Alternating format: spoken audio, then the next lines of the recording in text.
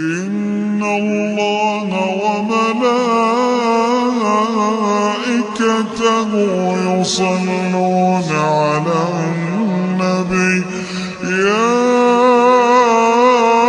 أيها الذين آمنوا صلوا عليه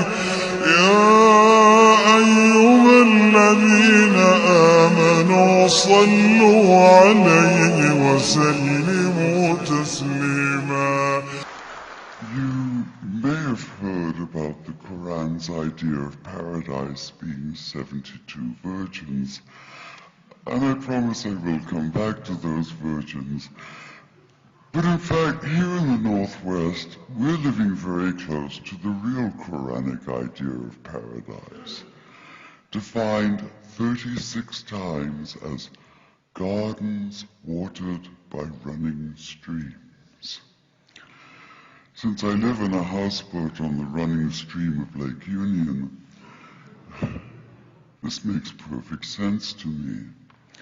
But the thing is, how come it's news to most people?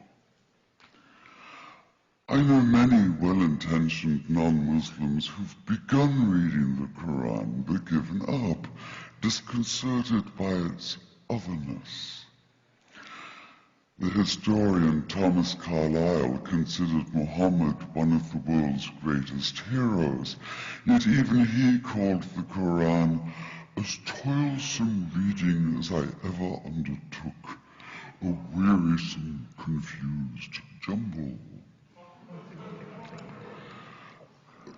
Part of the problem, I think, is that we imagine that the Quran can be read as we usually read a book, as though we can curl up with it on this rainy afternoon with a bowl of popcorn within reach, as though God, and the Quran is entirely in the voice of God speaking to Muhammad, were just another author on the bestseller list. Yet the fact that so few people do actually read the Quran is precisely why it's so easy to quote, that is, to misquote. Phrases and snippets taken out of context in what I call the highlighter version, which is the one favored by both Muslim fundamentalists and anti-Muslim Islamophobes.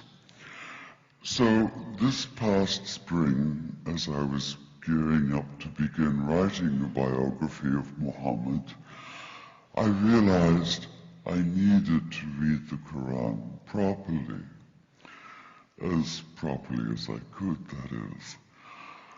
My Arabic's reduced by now to wielding a dictionary, so I took 4 well-known translations and decided to read them side by side, verse by verse, along with a transliteration and the original 7th century Arabic. Now, I did have an advantage. My last book was about the story behind the Shia-Sunni split, and for that I'd worked closely with the earliest Islamic histories, so I knew the events to which the Quran constantly refers, its frame of reference.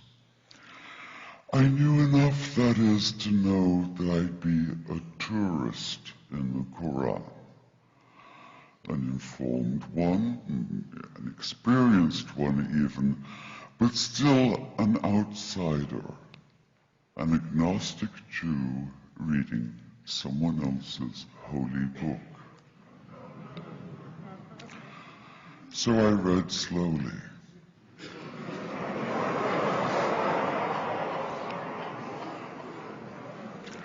I'd set aside 3 weeks for this project, and that, I think, is what is meant by hubris, because it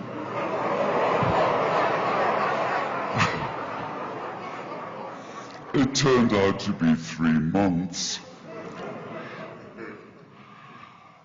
I did resist the temptation to skip to the back where the shorter, more clearly mystical chapters are, but every time I thought I was beginning to get a handle on the Quran, that feeling of, I get it now, it'd slip away overnight, and I'd come back in the morning wondering if I wasn't lost in a strange land.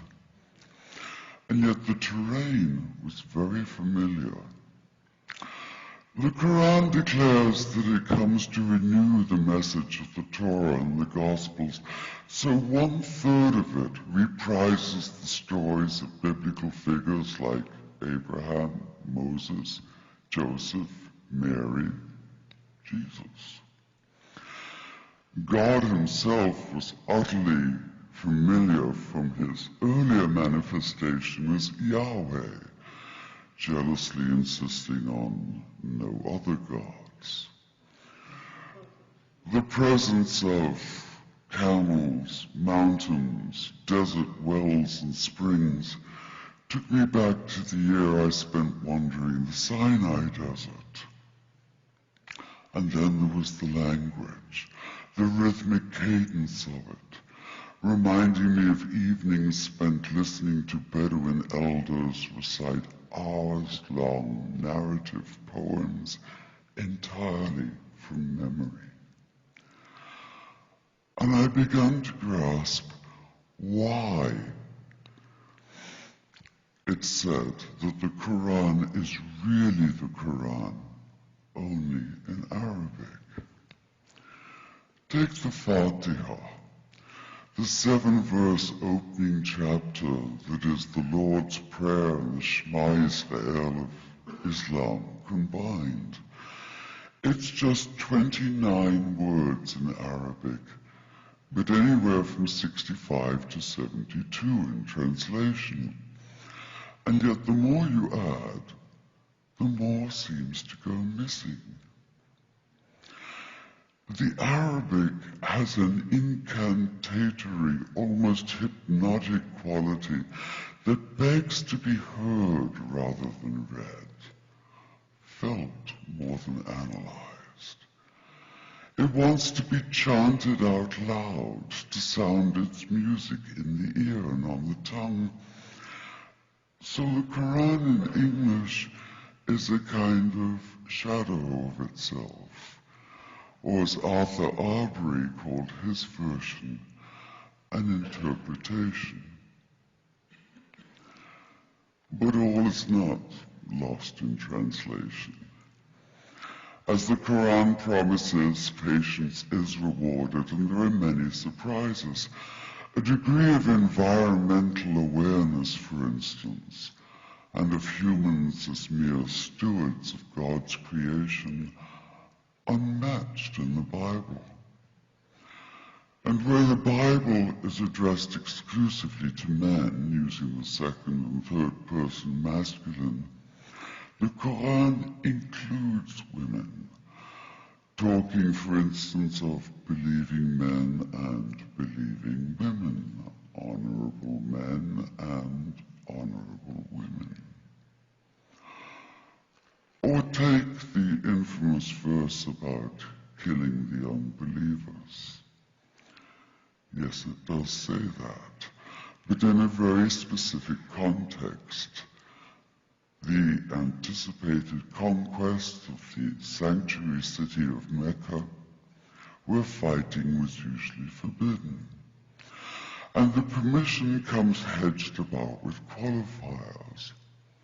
Not you must kill unbelievers in Mecca, but you can, you are allowed to, but only after a grace period is over. And only if there's no other pact in place. And only if they try to stop you getting to the Kaaba. And only if they attack you first. And even then, God is merciful, forgiveness is supreme, and so, essentially, better if you don't.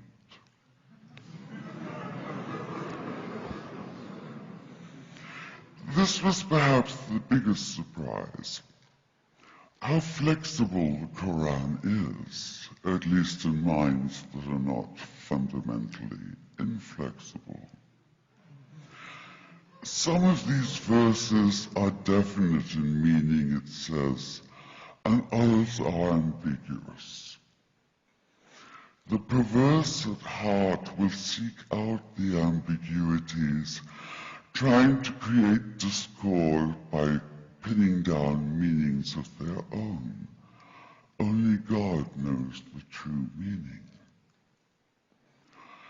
The phrase, God is subtle, appears again and again.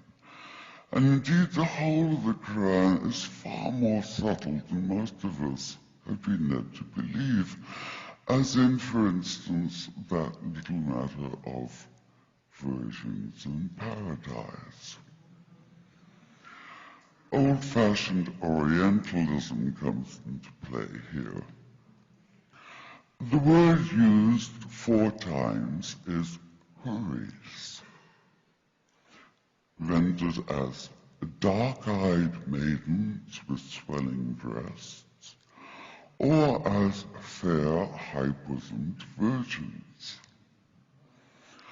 Yet all there is in the original Arabic is that one word, huris.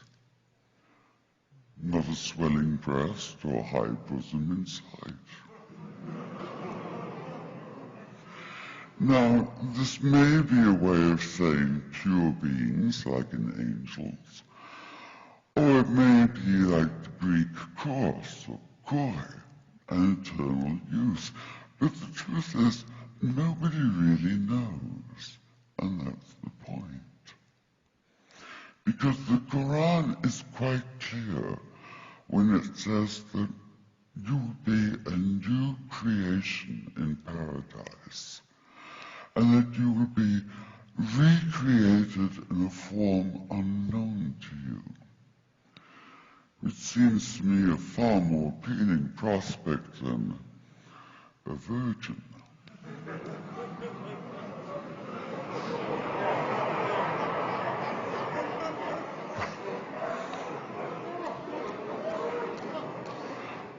And that number 72 never appears. There are no 72 virgins in the Quran. That idea only came into being 300 years later, and most Islamic scholars see it as the equivalent of people with wings sitting on clouds and strumming harps. Paradise is quite the opposite. It's not virginity, it's fecundity, it's plenty, it's gardens watered by running streams.